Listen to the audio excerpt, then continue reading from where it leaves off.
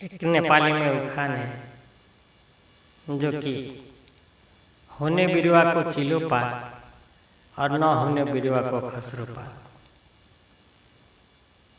वैसा ही एक भोजपुरी में उखान है कि फरहर लइका हकते में चिन्हा। ऐसा ही मानचंद बादशाह बचपन से ही चलाक तेजीला फुर्तीला लड़का था। मानचंद बादशाह ने बाबा से बोला कि 80 मन का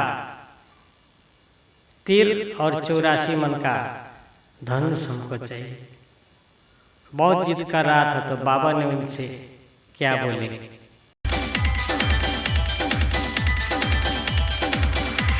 सुन बाता सुनबे बालक हमरो बचनिया हो, सुन ले बकोहल हमार जी। सुन बाता सुनबे बालक हमरो बचनिया हो, सुन ले बकोहल हमार जी। सुन ले बकोहल हमार जी। He was in the BMB music, but singer by Bipin Vidhata. सुन बाता सुनबे बालक हमरो बचनिया हो, सुन ले बकोहल हमार जी। लइका नादान हो बाड़ा नाही हो से आन हो बाड़ा, लइका नादान हो बाड़ा, लइका नादान हो बाड़ा, नाही किसे आन हो बाड़ा, कोई से चलैब तीर कमान जी। सुनबा त सुनबे बालक हमरो बचनिया हो, सुन ले बकोहल हमार जी।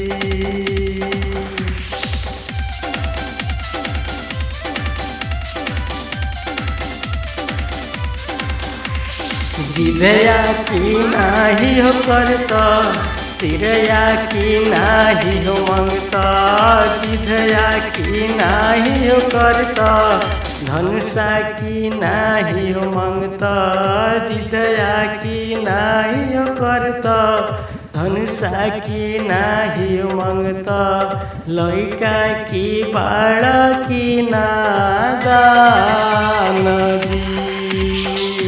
सुन बाता सुनबे बालक हमरो बचनिया हो, सुन ले बकोहल हमार जी।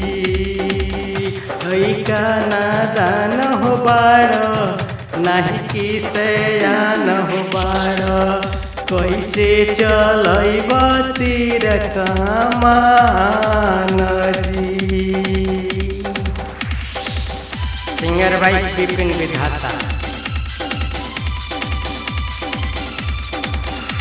सुन बाता सुनबे बालक हमरो बचनिया हो, सुन ले बकोहल हमार जी।